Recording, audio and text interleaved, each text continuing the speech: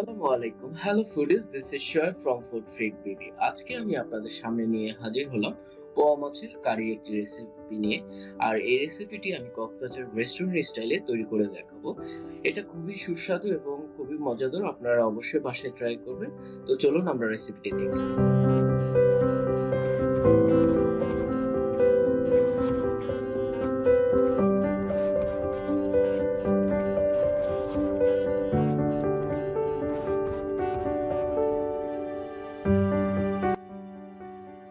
পোয়া মাছের কারির জন্য প্রথমে আমি ৩টি মাঝারি আকারের পোয়া মাছ নিয়ে নিয়েছি। আপনারা এরপরে হাফ টি স্পুন পরিমাণ লবণ নিয়ে নিলাম। তারপর নিয়ে নেব হাফ টি স্পুন পরিমাণ হলুদের গুঁড়ো। আপনারা এটা আপনাদের পরিমাণ মতো নিয়ে নেবেন। তারপর আমি হাফ টি স্পুন পরিমাণ মরিচের গুঁড়ো মিশাবো। মরিচের গুঁড়োটা আপনারা আপনাদের ঝালের স্বাদ অনুযায়ী ব্যবহার করবেন। তারপর আমি মশলাগুলোর সাথে মাছটাকে ভালো করে মিশিয়ে নেব। ভেতরে যাতে মশলা ভালো মতো পৌঁছায় সেভাবে আপনারা মাখিয়ে নেবেন।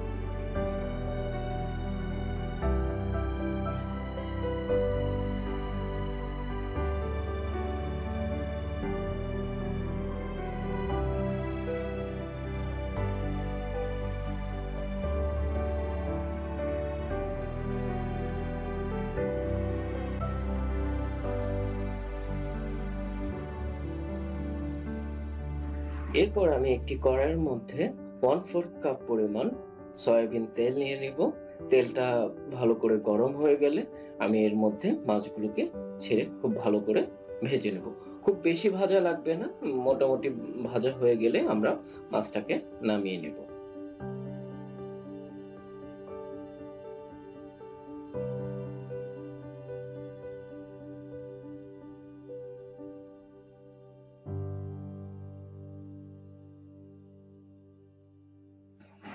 এরপর আমি মাছগুলোকে তুলে নিব। তারপর আমি আরেকটি ফ্রাই প্যানের মধ্যে 1/4 কাপ পরিমাণ সয়াবিন তেল নিয়ে নেব। সয়াবিন তেল নেওয়া হয়ে গেলে এর মধ্যে হাফ টি স্পুন পরিমাণ আস্ত জিরা আমি ভেজে নেব। খুব বেশি ভাজা যাবে না, যাতে পুড়ে না যায় সেদিকে খেয়াল রাখতে হবে। জিরাগুলো ভাজা হয়ে গেলে আমি এর মধ্যে আগে থেকেই কেটে রাখা পেঁয়াজের যে স্লাইসগুলো করে রেখেছি সেগুলো দিব। আপনারা পেঁয়াজগুলো দেখতে পাচ্ছেন কিভাবে কেটে দিয়েছি। আপনারা সেম ভাবে পেঁয়াজগুলোকে দিবেন, এতে করে খাওয়ার সময় পেঁয়াজটা মুখে লাগে এবং স্বাদটা ভিন্ন হয়।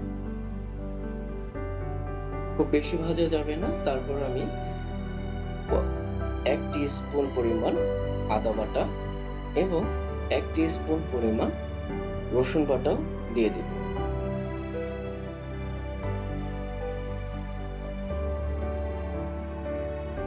তারপর এটাকে ভালো করে আমি মিশিয়ে নেব।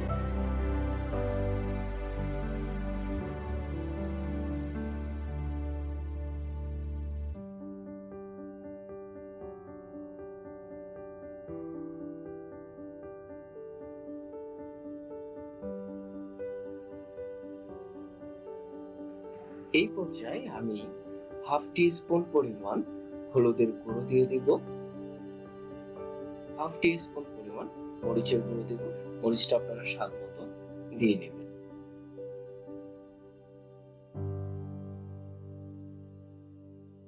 তারপর আমি হাফ টি স্পুন পরিমাণ ধনিয়া গুঁড়ো দিয়ে দিব এবং হাফ টি স্পুন পরিমাণ জিরার গুঁড়ো দিয়ে দেব। তারপর এই মশলাগুলোকে পেঁয়াজের সাথে খুব ভালো করে মিশিয়ে নেব। তারপর আমি মশলাগুলো যাতে পুড়ে না যায় সামান্য পরিমাণ পানি দিয়ে মশলাগুলোকে কষিয়ে নেব। অবশেষে আমি 1/4 টিস্পুন পরিমাণ লবণ দিয়ে দেব। যেহেতু লবণটা আমার মাছের সাথে আছে সেক্ষেত্রে আমি লবণটা এই পর্যায়ে কম দিচ্ছি। পরবর্তীতে লাগলে আমি লবণটা বাড়িয়ে নেব। মশলাগুলো কষানো হয়ে গেলে আমি এর মধ্যে আগে থেকে কেটে রাখা একটি মাঝারি আকারের টমেটো দিয়ে দেব। মশলাগুলোর সাথে ভালো করে টমেটোগুলোকে আমি মিশিয়ে নেব। তারপর আমি আমার ভেজে রাখা মাছগুলো দিয়ে দেব। তারপরে মাছের সাথে মশলাগুলোকে মোটামুটি ভালো করে মিশিয়ে নেব এবং খেয়াল রাখতে হবে যাতে মাছগুলো ভেঙে না যায়। এরপর আমি মশলাগুলোর সাথে মাছটাকে ঢেকে 2-3 মিনিট কষিয়ে নেব। তারপর আমি এই ঢাকনা উঠিয়ে এর মধ্যে 3-4টি কাঁচামরিচ দিয়ে দিব। তারপর আবার ঢেকে কিছুক্ষণ রান্না করব।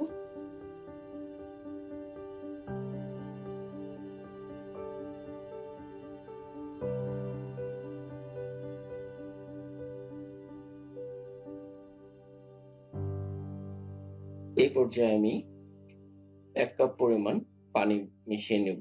যেহেতু আমার মশলাটা একদম শুকিয়ে এসেছে, তাই আমি 1 কাপ পরিমাণ পানি এটার সাথে মিশিয়ে আবারও 2-3 মিনিট মিডিয়াম হিটে রান্না করব। আমার পোয়া মাছের কারিটা মোটামুটি তৈরি হয়ে গেছে। আপনারা দেখতে পাচ্ছেন আমার পানির পরিমাণটাও কমে এসেছে এবং যে ঝোলটা ওটা খুবই গ্রেভি হয়ে গেছে। এ পর্যায়ে আমি হালকা আরেকটু জাল দিয়ে নিচ্ছি। সো আমার পোয়া মাছের কারিটা এখন সম্পূর্ণরূপে তৈরি, আপনারা দেখতে পাচ্ছেন। এটার খুব সুন্দর একটি স্মেল বের হয়েছে। আপনারা যারা ধনিয়া পাতা খান তারা অবশ্যই পরিশেষে ধনিয়ার কিছু পাতা পোয়া মাছের উপরে ছিটিয়ে দেবেন। তো আমার রেসিপিটি যদি ভালো লেগে থাকে অবশ্যই আমার চ্যানেলটি সাবস্ক্রাইব করবেন, লাইক শেয়ার করে আমার চ্যানেলের সাথেই থাকবেন। Thank you so much for watching this video.